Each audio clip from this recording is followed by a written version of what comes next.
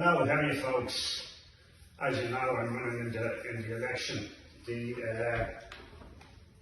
Coming to my attention at the doors, a lot of people, cost of living is a big priority amongst other things. But one big thing that's coming is people living at home with their parents.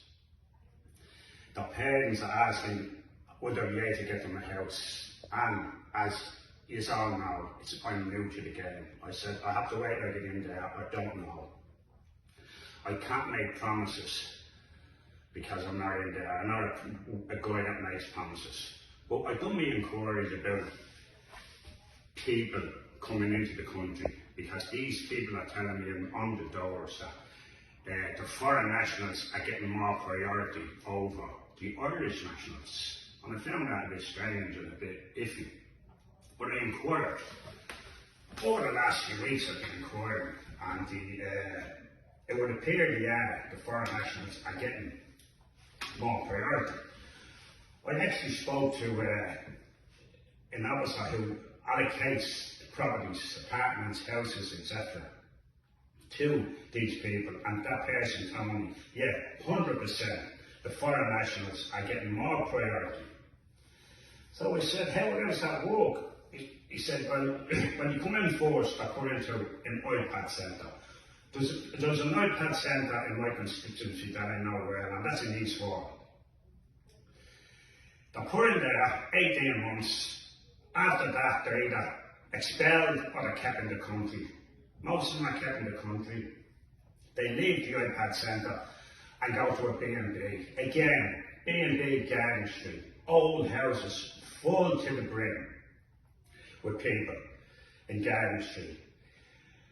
There's roughly 400,000 people living at home with mommy and daddy in their 30s to 40s. And a lot of them feel embarrassed about it, but there's nothing to be embarrassed about. It's the way the country has gone, as the government has allowed it go that way. But however, there's a waiting list. Them people are on a waiting list that's anywhere between 10 and 14 years.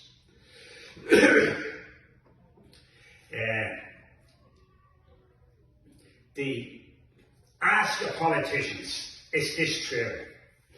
And if they say it's not true, ask them for proof. And if they don't give you proof, before the election, not after the election, not wait to see Paddy or Johnny, or wait to inquire, before the election, if they don't give you proof before the election, don't vote for them.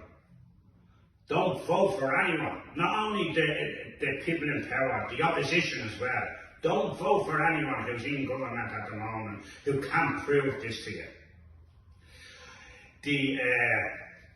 I listened to a video just today, and there was a councillor in Fingal, a young lad, and he seemed to know his stuff. And what he thought, oh my God, he's fabulous, up and coming councillor. He seemed to hit the nail right on the hammer and bang.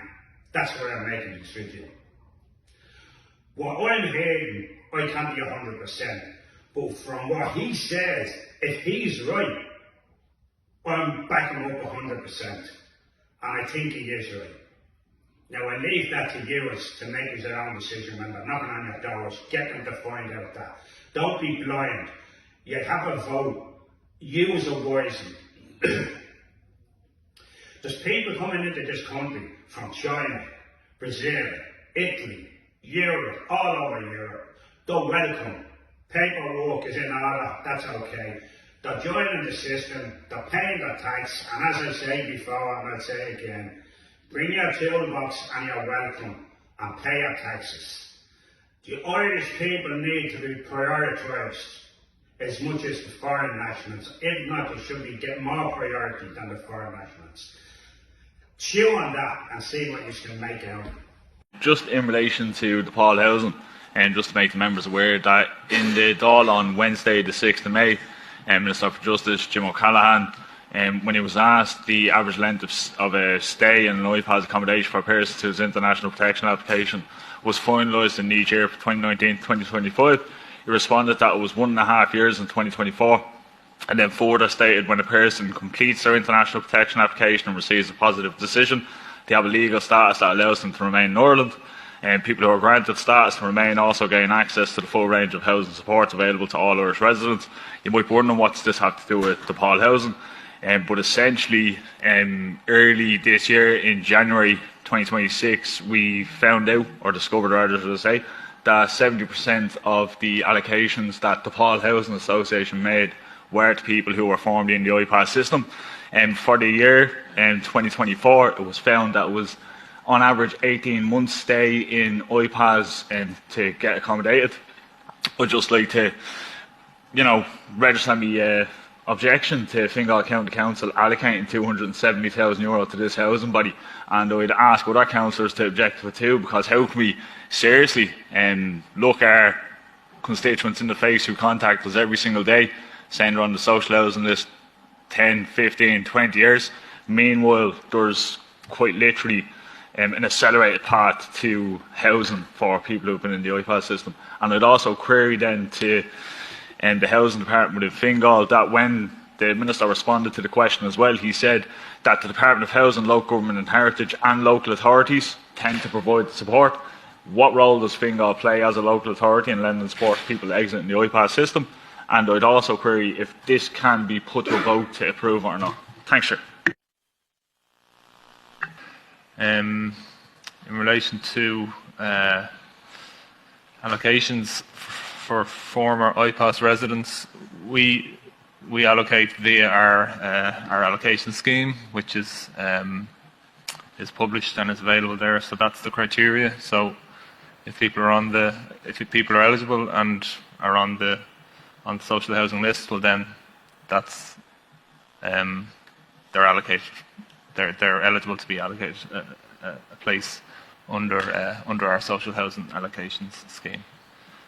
And if this is not approved, well then none of the acquisitions then will go ahead under this item. Okay, item number 24A, is it approved? Is it agreed? We go for a roll call vote.